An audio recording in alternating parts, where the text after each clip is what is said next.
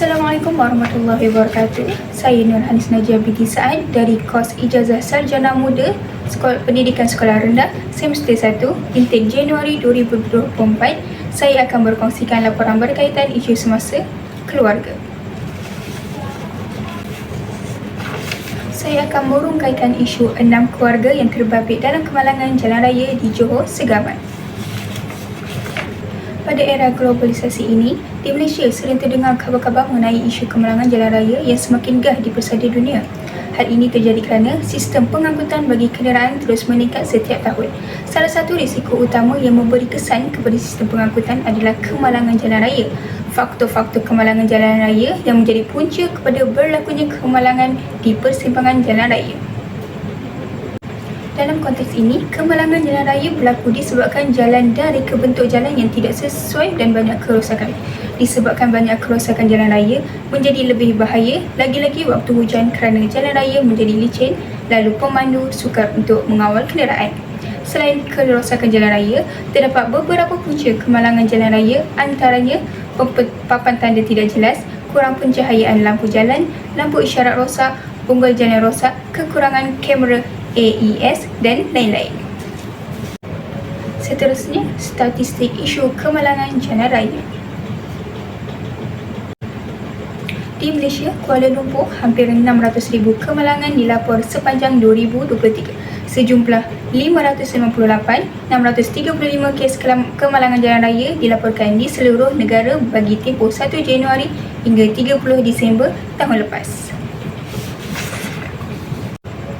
Di sini saya dapat mengenal pasti dua objektif kajian, iaitu mengenal pasti punca-punca permasalahan yang menyebabkan kepada kemalangan jalan raya di Malaysia meningkat, dan yang kedua, mengkaji langkah-langkah bagi mengurangkan permasalahan kemalangan jalan raya di Malaysia. Sejak 2 dan 3 dekad kebelakang ini, memang kita dapat khabar berita di segenap dunia tentang isu semasa keluarga di Malaysia yang menyayat hati, iaitu identiti 6 sekeluarga maut tragedi yang terkorban dalam kemalangan di negeri Johor Segamat.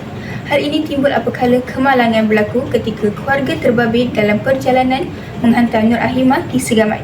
Berdasarkan latar belakang identiti 6 mangsa, ibu bapa mangsa iaitu Amiruddin Ismail 46 tahun dan Nur Ahimah Nuri Muhammad 43 tahun, turut maut 4 lagi adik-beradik mangsa, Fatimatul Zahra 17 tahun, Seri Khadijah Akilah 13 tahun, Rufaidatul Asyariah 10 tahun dan Muhammad Asyakrawi 5 tahun.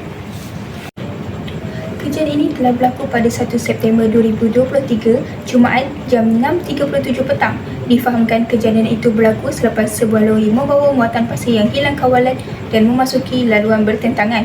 Kemalangan dipercayai berlaku apabila sebuah Honda HR-V mempertahankan kenderaan kerana terdapat kerja-kerja pembaikan jalan sebelum lori yang bergerak dari arah sama gagal membrek dan hilang kawalan. Akibat pelanggaran itu, lori berkenaan terbabas ke sebelah kanan jalan memasuki laluan bertentangan dan bertembung dengan Pro 2 Alza yang dinaiki 6 sekeluarga itu. Dalam pada itu, pemuda bernama Abdul Rahman Amiruddin berusia 19 tahun mendapat khabar berita menerusi panggilan telefon yang memilukan hati apabila mendapat tahu mereka telah meninggal dunia di lokasi kejadian. Seperkara lagi, 6 van jenazah tiba dari Hospital Segamat dan disambut lebih 1,000 orang termasuk sanak saudara dan kenalan. Pada 2 September 2023, jam 2.55 petang, jenazah dibawa masuk ke Masjid Ubudiyah Parit Limbung, Muar, Johor dan disembahyangkan dengan diimamkan oleh Abdul Rahman Amiruddin, 19 tahun, anak sulung kepada pasangan Amiruddin Ismail, 46 tahun dan Nur Ahimah Nur Muhammad, 43 tahun. Suasana bertambah pilu apabila Abdul Rahman tidak dapat menahan kesedihan melihat satu demi satu jenazah ahli keluarganya tiba di Masjid Ubudiyah di Parit Limbung, Muar, Johor. Sebagai penghias bicara akhir, pada pukul 4.50 petang, jenazah 6 beranak yang maut dalam kemalangan di Jalan Segamat selamat dikebumikan dalam satu liang lahat di tanah perkuburan Islam Ubudiyah, Parit, Jawa. Di tanah perkuburan Islam anak sulung kepada pasangan Amiruddin Ismail dan Nur Ahimah Nur Muhammad, Abdul Rahman 19 tahun ditenangkan bapa saudaranya Muhammad Khairul Nur Muhammad 54 tahun pada pengebumian 6 ahli keluarganya. Ekoran daripada peristiwa itu, Abdul Rahman berasa pilu, sebab dan sayu dengan kehilangan 6 sekeluarga insan tersayang dalam sekelip mata.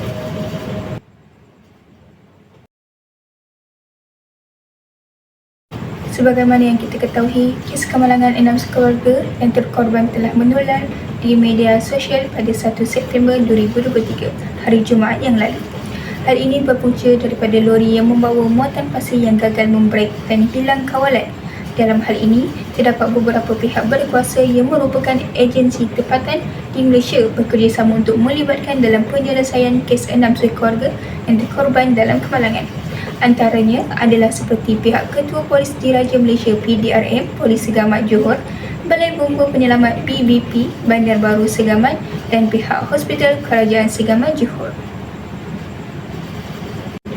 Dalam pada kes ini, Ketua Polis Daerah Segamat Superintendent Ahmad Zamri Marinsa mengesahkan 6 beranak maut dalam kemalangan di kilometer 5 Jalan Segamat ke Kuantan.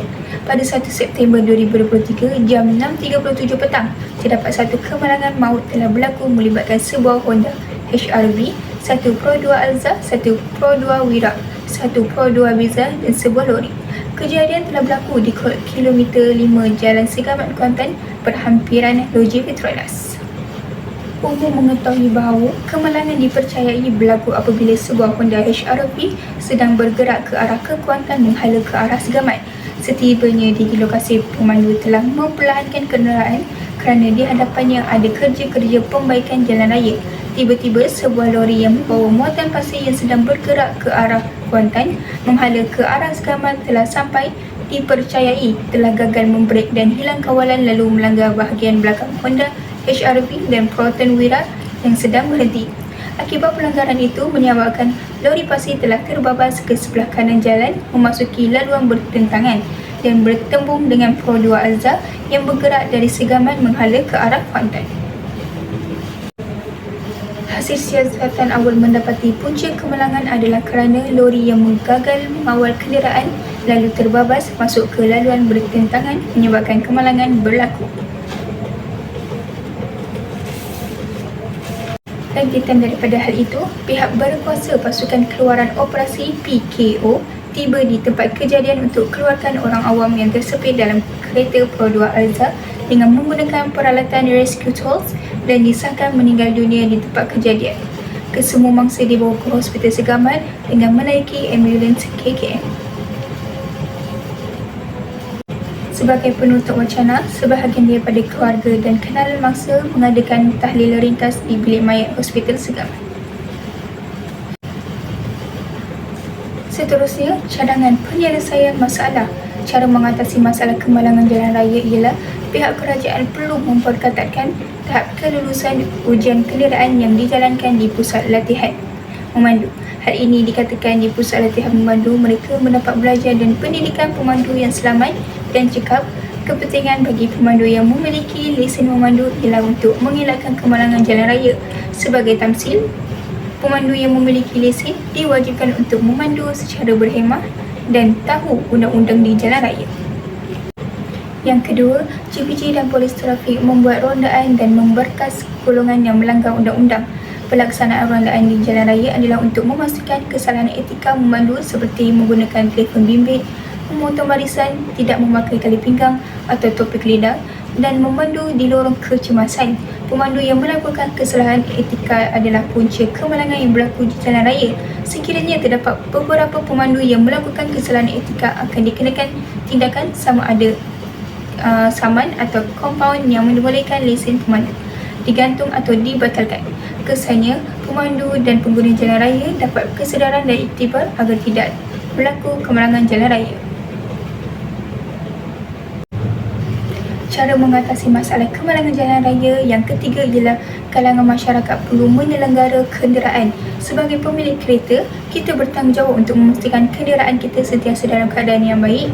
Misalnya, pemandu kenderaan yang ingin membelok tapi lampu isyarat tersebut rosak, ini akan menimbulkan kekeliruan kepada pemandu lain.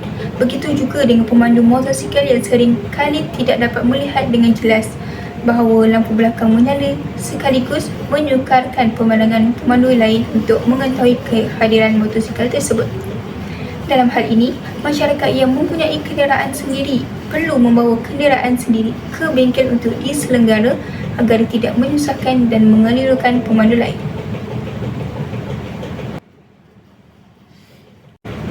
Yang keempat, cara mengatasi masalah kemalangan jalan raya ialah pihak kerajaan perlu menyelenggara keadaan jalan raya. Hal ini dikatakan oleh dilihat melalui perkongsian di media sosial di mana keadaan jalan raya yang sangat berlubang dan tidak rata telah membahayakan pengguna dan menyebabkan kemalangan. Lebih-lebih lagi, pada waktu malam dan cuaca hujan yang lebat yang menghadkan pemandangan seorang pemandu untuk melihat jalan raya yang dilalui sama ada baik atau sebaliknya. Masalah ini perlu dicegah supaya tragedi kemalangan jalan raya tidak berlaku dan jalan raya berada dalam keadaan yang baik dan selamat. Jelasnya, jalan raya yang selamat dan menjamin keselamatan pengguna jalan raya. Dan yang terakhir, ibu bapa menjadi teladan yang baik kepada anak-anak. Ibu bapa juga boleh membantu mengurangkan kadar kemalangan jalan raya. Mereka perlu mematuhi peraturan jalan raya seperti memakai topi keledar ketika menunggang motosikal. Ibu bapa juga perlu memandu kenderaan mengikut had laju yang ditetapkan. Oleh hal yang demikian, ibu bapa sememangnya berperanan untuk mengurangkan jalan raya, kadar kemalangan jalan raya. Sebagai menggolong segala yang telah diperkatakan di atas, terdapat pelbagai kaedah yang boleh digunakan untuk menangani masalah kemalangan jalan raya. Setiap pihak seperti kerajaan, polis trafik dan Jabatan Pengangkutan Jalan JPJ dan ibu bapa mempunyai tanggungan yang penting dalam memupuk kesedaran pengguna jalan raya tentang keselamatan dan langkah terbaik untuk mengatasi kemalangan berlaku. Peristiwa kemalangan jalan raya yang mengorbankan nyawa perlu dibentung kerana kita tidak mahu kehilangan orang tersayang. Semua pihak perlu bersatu hati untuk mengubah sikap dan pemikiran pengguna jalan raya agar mereka memiliki rasa tanggungjawab dan prihatin terhadap pengguna jalan raya. Jika masalah ini tidak dapat diselesaikan, maka kes kemalangan jalan raya akan menjadi pembunuh utama di negara kita. Secara khususnya, semua pihak perlu bekerjasama bagi menyelesaikan masalah agar tidak berlaku kemalangan jalan raya. Sebagai akhirul kalam, saya Nur Haris Najib Petizaan sekian merungkaikan permasalahan kemalangan jalan raya dan laporan berkaitan isu semasa keluarga. Assalamualaikum dan selamat malam.